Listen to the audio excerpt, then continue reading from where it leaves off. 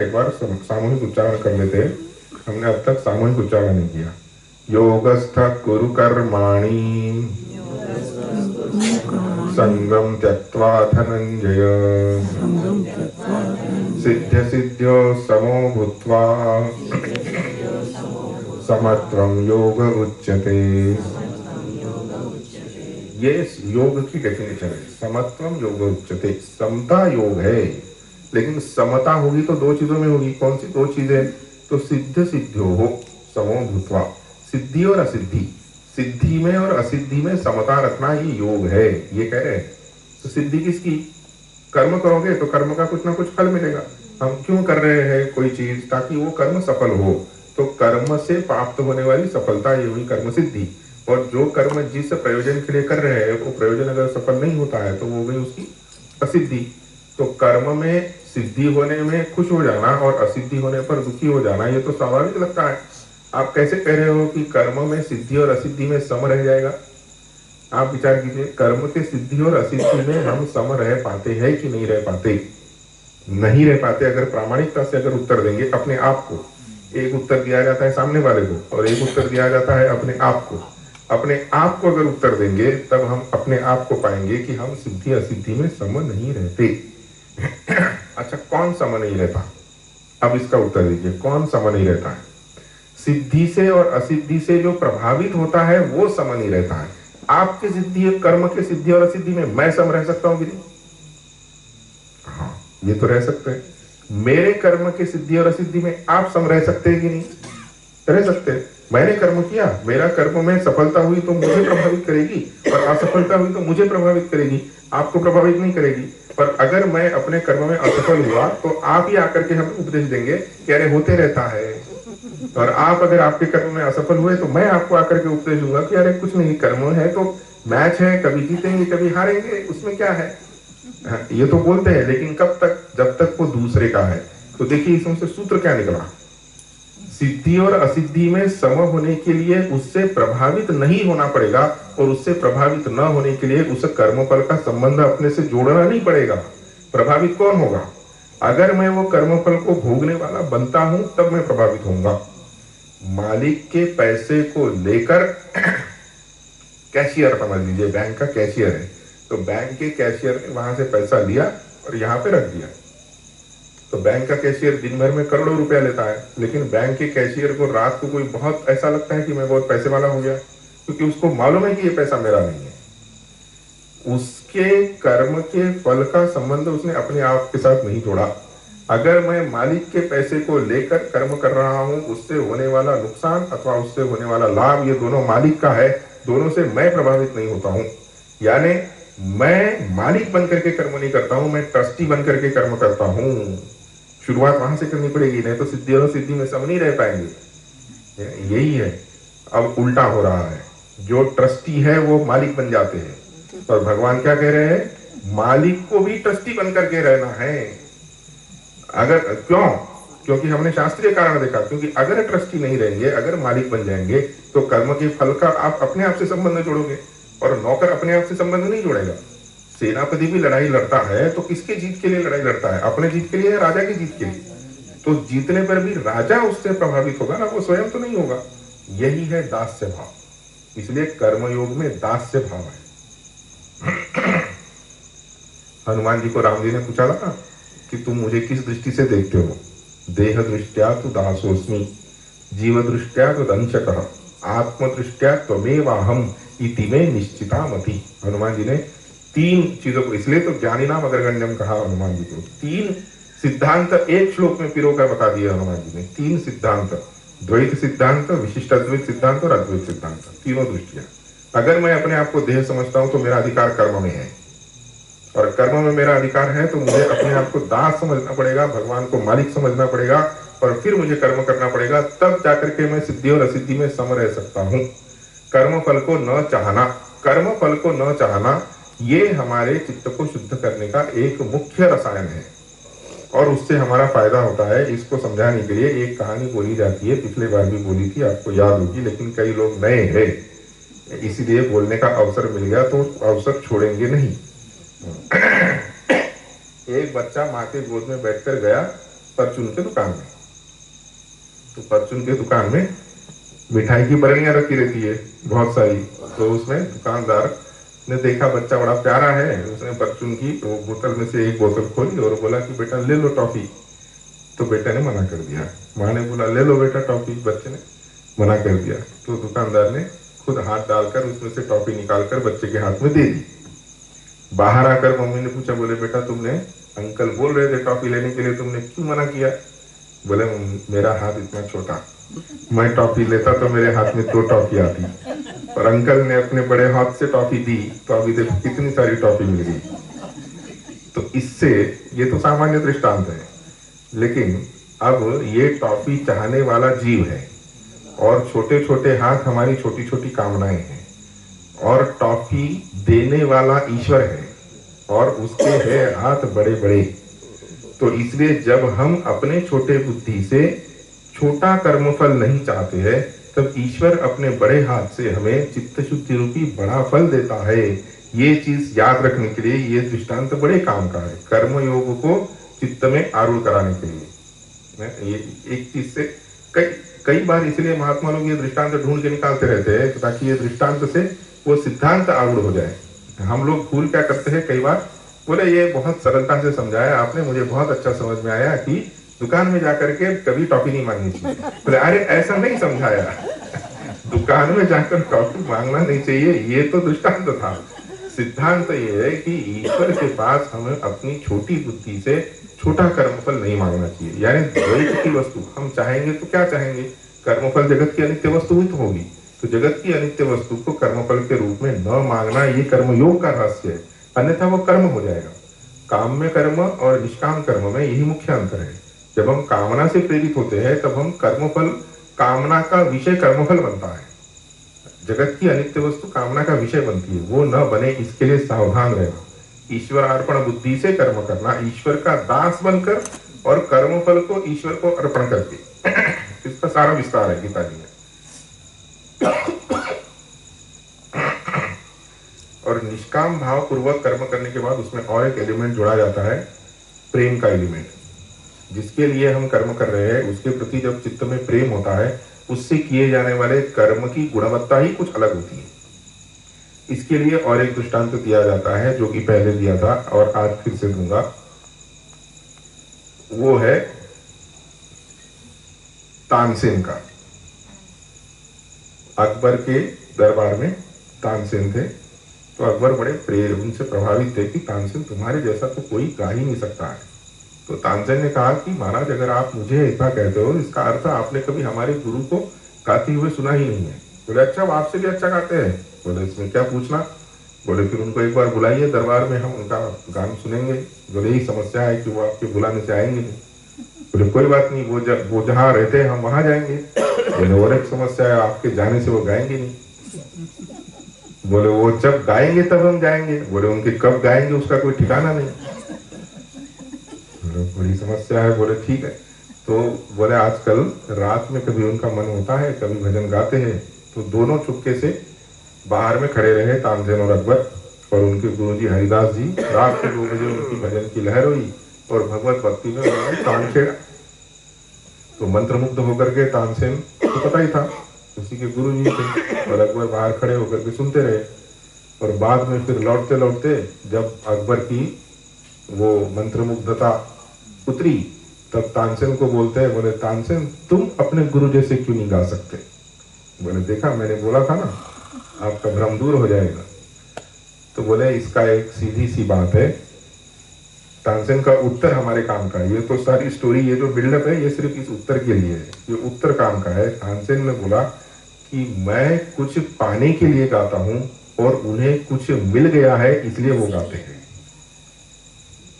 मैं आपसे वाहवाही मिलाना चाहता हूं, आपके दरबार में सबसे बड़ा नवरत्न में से एक हूं, ऐसा अपने आप को साबित कराना चाहता हूं। मेरा घड़ा आधा भरा है और इसको मैं भरना चाहता हूं, इसके लिए मैं गाता हूं। और उनका घड़ा भरा हुआ है और छलक रहा है। उनके गाने की मधुरता जो आपको सुनाई दे रही है ना, वो छलकने की आवाज है। वो भर गए हैं, जैसे कोई भर गया है और ओवरफ्लो हो रहा है तो वो ओवरफ्लो की आवाज। कहने का तात्पर्य यह है कि जब हमारे कर्म में भाव मिला होता है यानी प्रेम मिला होता है तो उस कर्म की गुणवत्ता कुछ अलग होती है। इसलिए प्रसाद में स्वाद नहीं देखा जाता।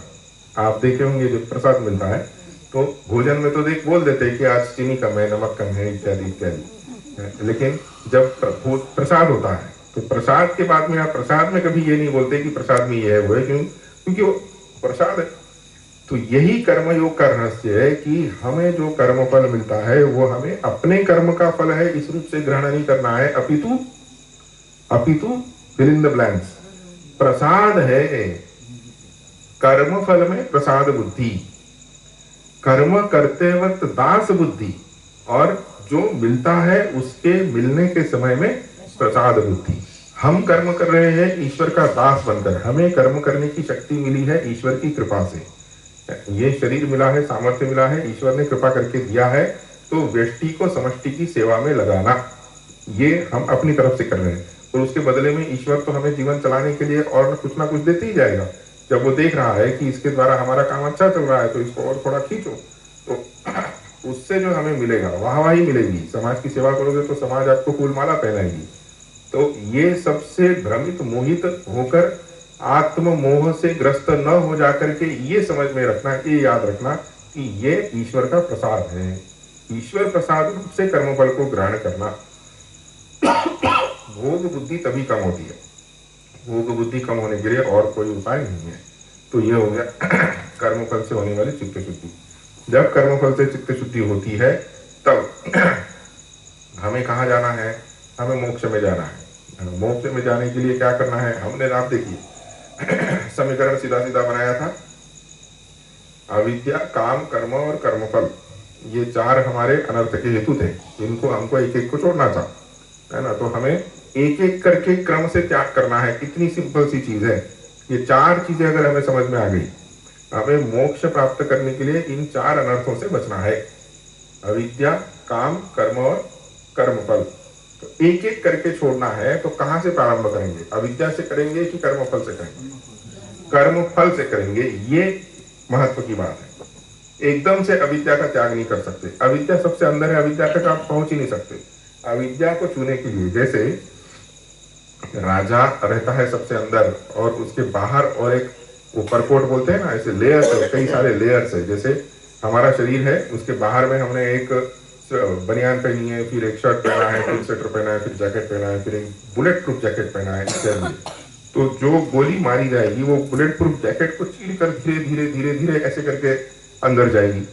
तो जो साधन करके हम आत्मा के ऊपर जो लेयर्स आए हुए हैं, उन लेयर को जब हम काटना चाहते हैं तो इनके आत्मा के ऊपर चार लेयर है, ऐसे अविद्या, काम, कर्म और कर्मफल, ऐसे चार लेयर है। तो अविद्या तो सबसे आखिरी में हटेगा ना। ऊपर के लेयर जब हटेंगे, जब अविद्या एक्सपोज हो जाएगी, तब अविद्या तक विद्या की पहुंच होगी। इसीलिए शुरू में विद्या काम नहीं करती। शुरू में विद्या काम क्यों नहीं करती? क्योंकि विद्या काम करेगी अविद्या पे, और अविद्या तो ढकी हुई है इन तीनों से। तो इसीलिए इन तीनों को हटाना पहले जरूरी है। तीनों हट जाएंगे, कैसे हटेंगे?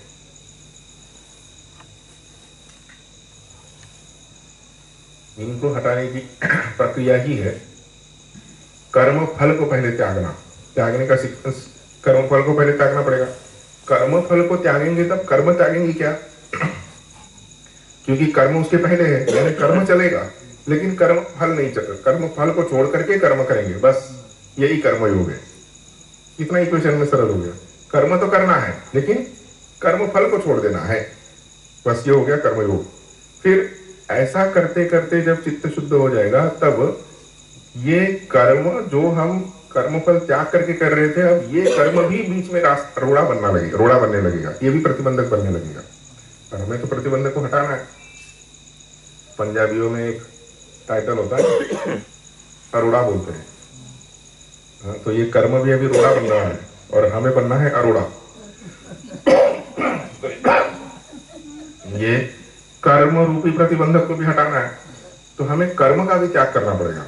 कर्म फल का पहले त्याग किया, उससे हमें कर्म का त्याग करने का सामर्थ्य आया, तो फिर कर्म का स्वरूपता से त्याग करना पड़ेगा। इसी का नाम संन्यास है। ये गीता जी के 18वें अध्याय में अर्जुन भगवान को प्रश्न पूछते हैं, संन्यासम कर्मणाम कृष्ण, नहीं क्या है, संन्यासस्य महाबाहो तत्त्वमिच्छामि वेदितुं त्यागस्य च ऋषिकेश पृथक् केशी निषूदनम्। त्याग और संन्यास का रहस्य मैं पूछना चाहता हूं। अब आप पूरा 18वां अध्याय पढ़े बिना, पूरे 18वें अध्याय में तो नहीं, उसके बाद 10 श्लोकों में उसका उत्तर है, उन 10 श्लोकों को पढ़े बिना इस लॉजिक से आप इसका कॉमन सेंस से एक उत्तर निकाल सकते हैं कि नहीं, कि त्याग और संन्यास में क्या अंतर हो सकता है हमारे इस लॉजिक के आधार पर। त्याग किसका त्याग? कर्म फल का त्याग। और संन्यास यानी किसका संन्यास? कर्म का संन्यास। दोनों में ये फर्क है। तो पहले कर्म फल का त्याग करेंगे, तब कर्म का स्वरूपतः त्याग करने का यानी संन्यास ग्रहण करने का अधिकार आएगा। अगर उल्टा करेंगे तो बात नहीं बनेगी, ये भगवान कहना चाहते हैं। और चूंकि अर्जुन को अभी कर्म का स्वरूपतः त्याग करने का अधिकार प्राप्त नहीं हुआ है, इसलिए अर्जुन को कर्म में प्रेरित करते हैं। और हमें अब अपने आप का परीक्षण, आत्म परीक्षण करके ये देखना है कि क्या सही में मुझे कर्म का स्वरूपतः त्याग करने का अधिकार प्राप्त है। और कर्म का स्वरूपतः त्याग करने का अधिकार प्राप्त होने का अर्थ होता है कि क्या मेरा कर्म फल त्याग करने से यानी कर्मयोग का अनुष्ठान करने से मिलने वाला फल क्या मुझे मिल चुका है। कर्मयोग करने से क्या फल मिलता है? चित्त शुद्धि होती है। चित्त शुद्धि होती है यानी राग द्वेष निवृत्त होते हैं, मल देश की दोष की निवृत्ति होती है। क्या मेरे सारे कर्म शास्त्र और गुरु आज्ञा से प्रेरित ही होते हैं? क्या मैं अपने कामना और अपने राग द्वेष प्रेरित होकर कर्म नहीं करता हूं? अगर करता हूं, अगर ये कर्म मुझे कभी कभी निषिद्धाचरण में भी प्रेरित करते हैं, इसका अर्थ मल दोष है। और मल दोष के निवृत्ति के लिए मुझे कर्मयोग के आचरण की आवश्यकता है। ये नहीं तो क्या होता है, अनुशीलन, शास्त्र का अनुशीलन और ये सब तो चलते रहता है, लेकिन हमारे लिए अब चूंकि अब ये 700 श्लोक है, ये 700 दवाइयां हैं एक प्रकार की, ये 700 टैबलेट्स है। तो हमें कौन सी टैबलेट जरूरी है? सभी तो टैबलेट हमें नहीं चाहिए। हमें इस वक्त जो बीमारी है उस बीमारी को जो ठीक कर दे वो टैबलेट चाहिए हमें। तो हमें अपना अधिकार पहचानने की आवश्यकता है। हम कहाँ खड़े हैं उसके आधार पर हमें निर्णय करना चाहिए। तो ये होने के बाद जब चित्त शुद्धि हो जाती है, उसके बाद सांख्य योग का तो भगवान ने पहले ही बता दिया, जिसका हमने कल ये विचार किया। 13वें अध्याय को इसके साथ जोड़ करके हमने ये विचार किया कि आत्मा में से अनात्मा को अलग करके अपने आप को परमात्मा रूप से जानना। कल के समीकरण को सरल भाषा में कह दिया। बोले वो समीकरण ही सरल था, ये ज्यादा कठिन लग रहा है। आत्मा में से अनात्मा को निकाल कर आत्मा को परमात्मा रूप से जानना, ये वाक्य अंदर उतर रहा है। और कल का समीकरण था आत्मा माइनस अनात्मा इज इक्वल टू परमात्मा। एक था यानी आत्मा में से अनात्मा को निकाल देना। मैं हमेशा एक बार कहता था, पहले भी कहता था, भक्ति और ज्ञान में क्या अंतर है? कोई अंतर नहीं है। दृष्टिकोण में क्या अंतर है? भक्ति जड़ को भी चेतन बनाती है और ज्ञान चेतन को जड़ बनाता है। ऐसे मत बोलो। नहीं, इसके पीछे सीक्रेट है। या तो ऐसा कहिए कि भक्ति पराये को अपना बनाती है और ज्ञान अपने को पराया बनाता है, ऐसा कहिए। या तो ऐसा कहिए कि भक्ति अनात्मा को आत्मा बनाती है और ज्ञान आत्मा को अनात्मा बनाता है। आत्मा को अनात्मा कैसे बना देगा? जो वास्तविक आत्मा होगा, पारमार्थिक आत्मा, उसको तो कोई अनात्मा नहीं बना सकता। यानी जो आत्मा अनात्मा बनेगा वो भ्रांति से पहले आत्मा रूप से पता चल रहा था। भ्रांति से इसे हम आत्मा समझ रहे थे, शरीर मन बुद्धि अहंकार, इसको आत्मा समझ रहे थे। इस आत्मा को ज्ञान अनात्मा बना देता है। और जो भक्ति होती है, जैसे आप मेरे लिए अनात्मा है, लेकिन जो भक्ति में डूबा हुआ है वो आपको भी पराया नहीं समझता है।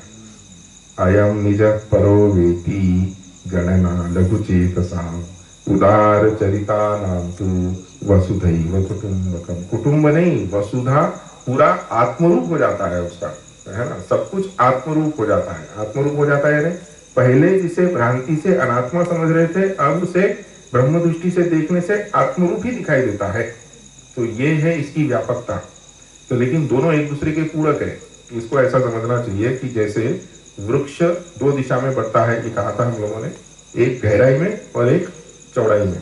तो वृक्ष जितना अंदर, वृक्ष की जड़ें अंदर गहरे अंधकार में उतरेगी, उतनी ही वृक्ष की शाखाएं यहाँ चारों तरफ फैलेगी। तो वृक्ष के जड़ों को अंदर उतरना, ये है ज्ञान की गहराई, और वृक्ष की शाखाओं का बाहर फैलना, ये है भक्ति का विकास। तो हो गया जीवन का सर्वांगीण विकास। लेकिन जीवन का सर्वांगीण विकास होने के लिए हमारे ज्ञान की गहराई बढ़नी चाहिए। ज्ञान की गहराई बढ़ने का अर्थ है हमें अपने भ्रांति से, जिसे हम आत्मा समझ रहे थे, उसे अनात्मा समझना जरूरी है। यह है ज्ञान की ऊंचाई। ज्ञान की ऊंचाई यानी सोपारी से निरुपाधि, वर्टिकल। ज्ञान वर्टिकल होता है, भक्ति हॉरिजॉन्टल होती है। तो भक्ति से जो विकास होता है, भक्ति में जो अन्य उपाधि थी उसको भी अभी मैं अन्य नहीं समझता हूं, वो भी अपना हो गया। तो पहले हमें अपने आत्मा को अनात्मा बनाना पड़ेगा, ये कीमत अदा करनी पड़ेगी। सस्ती नहीं है भक्ति। भक्ति को पाने के लिए आपको कीमत मोलनी पड़ेगी, कीमत चुकानी पड़ेगी। जो कीमत चुकाने को तैयार है उसी को मिलेगी। क्या कीमत चुकानी पड़ेगी? अपने आत्मा को अनात्मा बनाने की कीमत चुकानी पड़ेगी, तब उसके बदले में आपको भक्ति मिलेगी। आपको अनात्मा को भी आत्म रूप से स्वीकार करने की पात्रता प्राप्त होगी। ऐसे भक्ति का रहस्य 5 मिनट में भक्ति का रहस्य 5 मिनट में। हम जब भक्ति करते हैं, भक्ति के कई प्रकार है। सामान्यतः भक्ति का सिद्धांत अगर हमें समझना है तो हम किसी ना किसी आलंबन को लेते हैं और उस आलंबन को आश्रय बनाकर उस आलंबन में इष्ट बुद्धि करते हैं।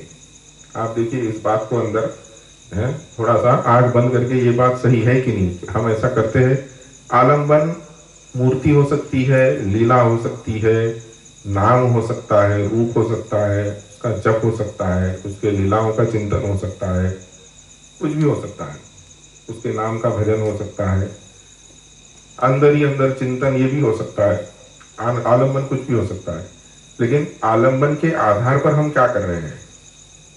आलंबन भौतिक होता है और उसमें होने वाला चिंतन अधिदैविक होता है। कल का ट्रायंगल ले आइए। कल का ट्रायंगल कौन सा ट्रायंगल बोले, वो तो घर में छोड़ दिया।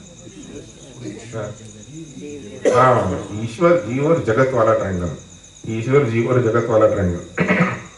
इसमें जो ईश्वर है वो अधिदैव है, जो जीव है वो अध्यात्म है, और जो जगत है वो अधिभूत है। अब जीव जो है वो जगत को आलंबन बनाता है, भोग का विषय नहीं बनाता। देखिए जब तक संसार में था तब तक वो जगत को भोग की दृष्टि से देख रहा था। तो जगत और जीव दोनों में भोक्ता भोग्य संबंध था। भोक्ता भोग्य संबंध में क्या होता है? मुख्यतः हमारी भोग्य वस्तु में जड़ बुद्धि होती है। आप देखिए भोग इतना निंदित क्यों है? भोग की निंदा क्यों की जाती है अध्यात्म में? क्योंकि भोग आप में जड़ता लाता है। आपने ये अनुभव भी किया होगा, जब भोग करके हम उठते हैं उसके बाद शरीर में जड़ता आती है। इसलिए आप देखिए जब बहुत गरिष्ठ खाना खा लेते हैं तो शरीर जड़ हो जाता है। इसलिए आप संयम सप्ताह किए तो संयम के बाद में जो जल और ये सब हो गया, उसके बाद में शरीर में हल्कापन आता है। भोग जड़ता लाता है। क्यों जड़ता लाता है? क्योंकि भोग जड़ दृष्टि पर आधारित है। भोग्य वस्तु को जड़ समझे बिना हो नहीं सकता। इसीलिए जब एक व्यक्ति दूसरे व्यक्ति के स्वातंत्र पर आघात करता है, जैसे पहले मालिक और नौकर की संकल्पना थी, तो इसमें क्या होता था? जो नौकर होता था उसको आदेश दिया जाता था कि यंत्रवत काम करो, मैंने बोला है वैसे करो, इच्छा मेरी कर्म तुम्हारे। यानी क्या हुआ कि उसको सोचने का अधिकार नहीं दिया गया, उसको यंत्रवत काम कराया गया, यानी वो जड़ बना दिया आपने उसको। किसी भी चीज को जब हम भोगते हैं तब उसको हम जड़ बनाते हैं, और किसी को जड़ बनाने के लिए पहले हमें अपनी बुद्धि को जड़ बनाना पड़ता है। हम जड़ बनते हैं तब ना किसी को जड़ बनाएंगे। इसीलिए भोग निंदित है, क्योंकि उससे जड़ता आती है, हमारे ही अंतःकरण में आती है। और जब उपासना होती है तब क्या होता है? उपासना में आप भौतिक वस्तु को अधिदैव दृष्टि से देखते हैं। आप नर्मदा जी को जल रूप से नहीं देखते, माता बोलते हैं। गंगा जी को गंगा माता बोलते हैं, शालिग्राम को पत्थर नहीं बोलते, शिवलिंग को पत्थर नहीं बोलते। आपने भौतिक में अधिदैव दृष्टि, सिंपल एक वाक्य में डेफिनेशन, अधिभूत में अधिदैव दृष्टि का नाम उपासना है, भक्ति है। जड़ में चेतन बुद्धि भक्ति है, और जड़ में, जगत में जड़ बुद्धि, चेतन को भी, हाँ इसको ऐसा लगाइए, हाँ? जैसे ज्ञान और भक्ति का था, ऐसे भक्ति और भोग का हो जाएगा। भक्ति भोग चेतन को भी जड़ बनाता है और भक्ति जड़ को भी चेतन बनाती है। ये हो गया कि नहीं दोनों में? भक्ति जड़ को भी चेतन बनाती है और भोग चेतन को भी जड़ बनाता है। तो हमें कहाँ जाना है? जड़ की तरफ जाना है कि चेतन की तरफ जाना है? तो हमें जिस तरफ जाना है उस तरफ में प्रधानता लाने वाले साधन को चुनना पड़ेगा, इसलिए भक्ति को चुनना पड़ेगा। और इसीलिए आचार्यों ने इसे गीता के तात्पर्य का 3 प्रकार से निर्धारण किया है। उसमें से भक्ति और ज्ञान की प्रधानता है। तिलक इत्यादियों ने इसका कर्म रूप से भी तात्पर्य का निर्धारण किया है और भक्ति रूप से किया है भक्ति के आचार्यों ने, और ज्ञान रूप से किया है शंकराचार्य ने। इसका सीक्रेट आपको मिलता है 18वें अध्याय में, जहां पर ये भगवान के द्वारा अर्जुन को प्रश्न पूछा गया और अर्जुन ने उत्तर दिया। 18वां अध्याय ले आइए। 1 मिनट में गीता का तात्पर्य क्या है। इति ते ज्ञानमाख्यातम गुह्यात् गुह्यतरम मया। 18वें अध्याय का 63वां श्लोक भगवान स्वयं कह रहे हैं, है ना? हम थोड़ी कह रहे हैं कि गीता में ज्ञान प्रधान है।